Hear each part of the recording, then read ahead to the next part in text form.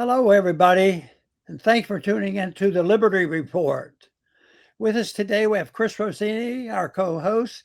Chris, welcome to the program. Great to be with you, Dr. Paul. Very good.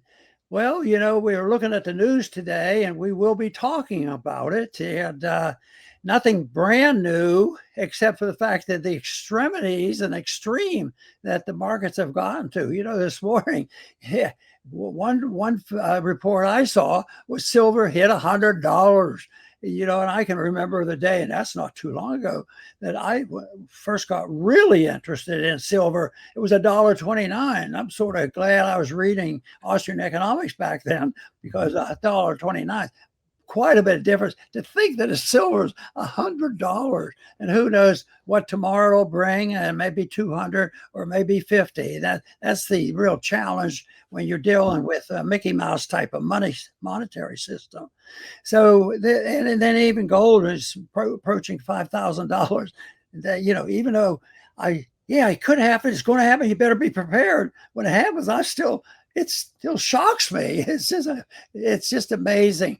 And the other thought, Chris, that came to my mind today, thinking about all this mess we have, is how much wealth had to be consumed that we had stored up because we were a wealthy country and our credit was good.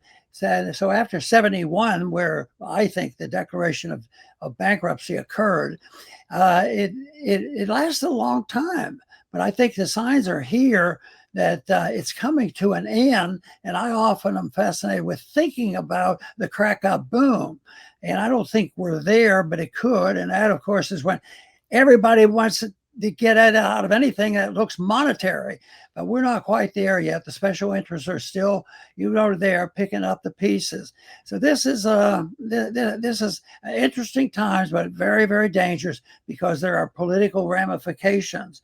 And we want to talk today, Chris, about this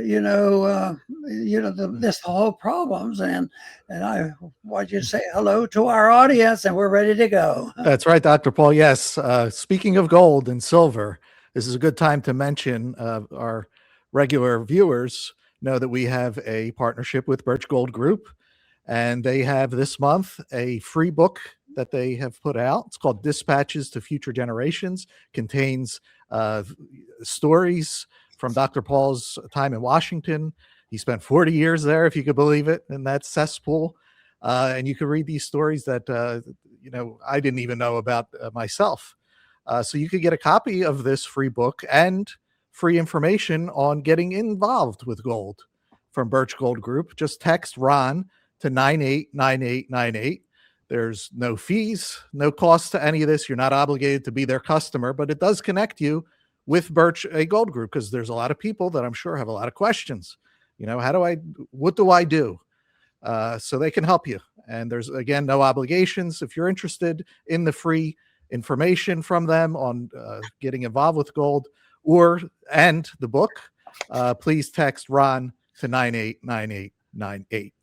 Now, today's topic, Dr. Paul, is this unchecked power that President Trump apparently wields. And we're wondering, where is Congress? We grew up learning, our government is so unique, all these checks and balances, how a bill becomes a law. We all remember that, and the reality is, and, maybe our country did adhere to these things before, and it did for the most part in our early history. But today, boy, these checks and balances are almost non-existent. How a bill becomes a law, Congress doesn't even read the bills that they vote on. They're so big that they can't even read them. That's how bad it is. Congress is supposed to be the closest to the people. They're representing us. They represent billionaires and crony corporations. The only time they care about us is election time. You see them for a few weeks. They bombard us with their goofy ads, and then they're gone for years. And that's it. They could care less about us otherwise. But the topic for today is they're not a check on President Trump at all. He's doing things that are just insane repeatedly. One thing here and there, nobody's perfect. Everybody has their impulses for power, but this is getting way out of hand. And we're wondering, where is Congress, Dr. Paul? Where are the checks? There's no checks. There's no balances. So that's our topic for today, Dr. Paul. Well, it is hard to pinpoint it and say one thing or one person. But if I needed to try to narrow it down, I would say that we have lived with a political system that has dropped the principle, even thought of a moral principle. And the founders endorsed a moral principle, and that of natural law. And they did not they want the law itself to dictate to the people how to make them moral. And they advise us that the people aren't moral. It's not going to work. And I think that's what has happened. And it's a lot more difficult and confusing to work with the morality of individuals because they're always willing, to bend the rules. But what motivates them? How many different groups are there? I just wonder how that so many people can get involved, but they do, and this causes this incessant need to lobby Congress for more money, and the people are not morally restrained from it. So what do? You have to have a mortgage. You have to have somebody to lobby for you. You have to be a lobbyist, and that is a big problem. But basically, if you had to find one economic factor that has allowed this to happen, and I think the significant and well known and understood issue when this really started, this mess we're in, was August 15th, 1971, because it was a form of declaration. We told the people we will take care of the world currency, and we will protect everybody and all these things. So they did that, and it worked. And it's still in a way, it's still working, but it's weakening, and that's what people are recognizing because we have consumed so much wealth. So I think it was the fact that we had a bankruptcy. It was declared. Many people, especially from the Austrian economic fields, understood exactly what was wrong, and yet we continued. The power then built on the special interest. The special interest could be those who were promoting social welfareism or military welfareism, and people who just seek power for the sake of power. And it just goes on and on. And that I think would not have happened if it's hard to legislate morality, which it is, and especially the accumulation of the immorality gives us what we have. But if we had one item that if we could have convinced the people, do not bend the rules, I'd put it on the monetary issue. I'd put it on the Federal Reserve, because we had wealth and we had good credit. We still have credit, but that's what's being challenged right now in the value of the dollar. So we did that, and we did that for a while, but it's changing now. And these are why we get these astounding statistics of people are resorting to something about this fear, because like Chris introduced, he said, why doesn't the Congress do anything? What happened to Congress? And I think it's a system because is it the Congress? Yes, it's the Congress. Is it the people? Yes, they elect the Congress. Is there the people involved in special interests? Yes, they are. Then there's the corruption. Now, a lot of people, if you bring the subject up, they say, yeah, just look at the corruption in Minneapolis, and this is. But this is, I argue this, and people will think I'm belittling it, but that's a petty crime. That's a petty crime compared to what's really happening, because we're just the real crime is close to now $40 trillion debt, and moving quickly, the taking away of our liberties, being involved in so many wars that aren't being declared. So it's an immoral climate. But I think it really the gun went off in 1971. That was an indication that we were never going to get enough people in Washington to follow the principles of the Constitution. And of course, we should still work at it, and it has to happen if we want to keep our freedom. But right now, it's up for grabs. That's right, Dr. Paul. And unfortunately, while Congress sits on their hands and just watches, what's the president want to do today? I guess we'll find out on Truth Social, and then he'll go, try to do it. We're told, the people are told, we live in a bubble. It's, I love my country. That's why we complain about this, because we don't like what our country is doing. but we live in a bubble. We're told that we live in the free world, and everything out there is all a bunch of scary authoritarian totalitarians, and the media drives this constantly, to everyone. So we live in a bubble. And, today in our day and age with social media, you can see other nations on Instagram, on, TikTok. It's the whole world is not a trash can. We live in this paradise here. It's just not true, but they use that to, propel their invasion of the world. I mean, look, today we're seeing they're moving ships to attack Iran. I mean, again, and where's Congress? Congress doesn't declare war. They don't even bother. So it just all happens, whatever the president and whoever's above the president. Let's not say that this is him, because we can see that there are people above him, so whatever they say, the public and the Congress and the Supreme Court and everybody else just sits and watch and sees what happens. And this is taking us to a very bad place. And, it could take us to World War III. That's very easily can happen. And that would be terrible. That would be the rest of our lives would be ruined for not speaking up and not, being an American. Unfortunately, I think you're getting very close to the truth. A good reason why Americans should wake up. But what's happening in Minneapolis is very serious. It wakes up people and knows how corrupt government is. But in a way, it's a distraction, because I like I said in my opening talk, it's like a petty crime. It's bad and unusual, and it stirs up political animosities and blame game going on. But really, it is so little compared to the big picture.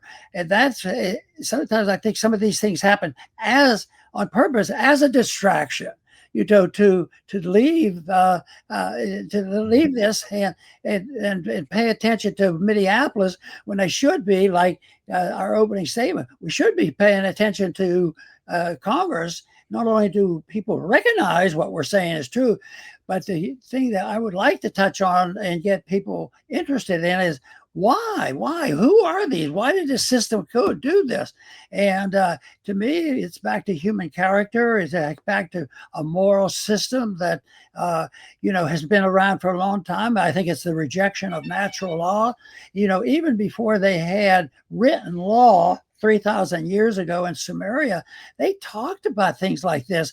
There was an introduction to moral law, which has infiltrated all systems that pretended to talk in this line of thinking. So that's a long time ago, 3,000 years ago, and that is a system that we have to look at and be careful about, because what they were writing about before they put it into Hammurabi's first written code was you weren't supposed to tell lies. You weren't supposed to cheat. You weren't allowed to steal, and you weren't allowed to kill. And of course, most people say, well, I agree with that. But do they? What happens if government wants to do it? Chris, you already mentioned some of these illegal wars that are going on and how we spend so much money, and the military-industrial complex is very much in charge. So it is something. There's a lot of immorality there. But people say, well, yeah, you're right. You're right about that. But we have to follow something, so we follow the law. And when they follow the law, and when they take their oath of office, their law is only the law, what they call the written law, the government law. They make that sacred as long as you're obeying it. How about an executive order? That's the law. And what about court orders? And all of a sudden you have all these things. And that is why from the very beginning, and even now, there's a lot more interest growing in, the natural desire for people to live under a natural law, which shows that it is a moral standard, that people know about it. We're not going to get rid of it. It's going to be abused forever. But understanding it may be the only way over history that it's been able to restrain a big government and authoritarian government. Fantastic, Dr. Paul. Excuse me. I will finish up with my final thoughts. Yeah, I believe America myself included, were fooled by President Trump's campaign. He had a lot of all-stars out there, made it really seem like we were going to save America, but it was a ruse, because what is actually happening is trying to save the bankrupt empire, which is not America. That is not you. It is not me. The empire is separate. It rules over us. And he's trying, like Mikhail Gorbachev, who tried to save the Soviet Union when its time was up. President Trump is trying to save the empire. And, there will be people say, oh no, multipolar. He's coming back to our hemisphere. I don't believe that for 1 second. When you have an ideology that believes that you're superior and that you are meant to rule the world, they may retract a little bit, but they'll go again, kind of like with Iran. Oh, everything's destroyed. I destroyed everything, like nothing has ever been destroyed before in the history of mankind. And look, now we're going back to attack Iran again. So they don't pull back because their ideology won't let them pull back to multipolar. They don't believe that other nations should be their own nations with their own traditions and languages and cultures. They're not woke over there. Well, they're inferior people. We must conquer them at some point. So this ideology is what drives our nation. It's the polar opposite of what our nation was founded to be. We're supposed to mind our own business, set an example for the world, not conquer it. So I don't believe the multipolar stuff, even though that's what's being sold. So he's trying to save what has destroyed us. The empire is what destroyed us. What he should have done is get the government off our backs so that we can serve our communities, make money, have a decent standard of living, worship God, do all that stuff. All that was just tossed out in order to conquer the world. That's why we're heading in the wrong direction, and our shows are going to continue to sound like this until we change course. Another point I would like to make as we close is that a lot of people have accepted, and it's easy to understand why. They said that, well, you have to have a vote, you have to have democracy and make up the decisions. But there's also the danger that there's a warning, it's been out for a long time, that the majority, the dictatorship of the majority can be evil. The founders did not like the pure democracy where it was just putting people together and take a vote, and 51% could take away everything from the 49. Just look at our tax system and the inflationary system. It's the middle class and the poor that has to pay the inflation tax. Oh, but they don't have to pay income tax. Yeah, but everything they buy, they're penalized much greater than the wealthy people who buy cars. I understand you can buy a car for more than $50,000. And then people just slap a lot more than that. But the poor people can't do that. And so the problem is that people then are motivated, to get in a gang. I call them a gang, but they're lobbyists. And it's motivated by greed, because that's where the money is, and that's where they go. And also economic ignorance. That's a big issue for me, because I think it was learning a little thing about economic freedom and the Austrian School of Economics. I think that made a big difference in what I have done throughout my life, because it makes a big difference. So where do our people get? Most people I've met in Congress and in government, all these people that are doing these things, it doesn't seem to bother them. They don't walk around with a guilt about it. They talk about it, then they go and do their other things. But they are ignorant of sound economic policy based on a moral principle. And back again to it. And it's the moral principle of natural law. You can't lie, cheat, steal, and kill. And yet we allow our government to do that, and just like, oh yeah, but they're following the law. And we had this executive order 22 years ago, and it said that we can do that. We went to the Korea War. We didn't call it a war. We called it a police action. On and on. They lied to us, and the people suck this stuff up and believe it. And but so it's a lot of people to be blamed, but it's the whole system. And I think it boils down to people understanding what a moral principle is when it's applied to the government. Our founders understood it. They worried about it. They warned us about it, and their warnings have not been heeded. I hope we can contribute to the waking up that is necessary for us to provide a system of government that will compensate for all the damage that has been done, because the system we have now cannot prevail. It will go one way or the other. We're either going to help improve it and take it back to natural law, or we're going to go in the other direction. And already we talk about, well, how did a socialist type communist win the mayorship of the biggest city in the country? I mean, it's unbelievable. It's a tremendous job, but it's still doable, because we still have some freedoms left. We're still able to get a message out, and it's always been difficult. And I've always argued, watch out, because truth becomes treasonous when you live with an empire of lies. So lying is good, because that maintains the empire. And so it's a real challenge there, but we still have the operation, even if it's down to one-on-one and visiting with six people.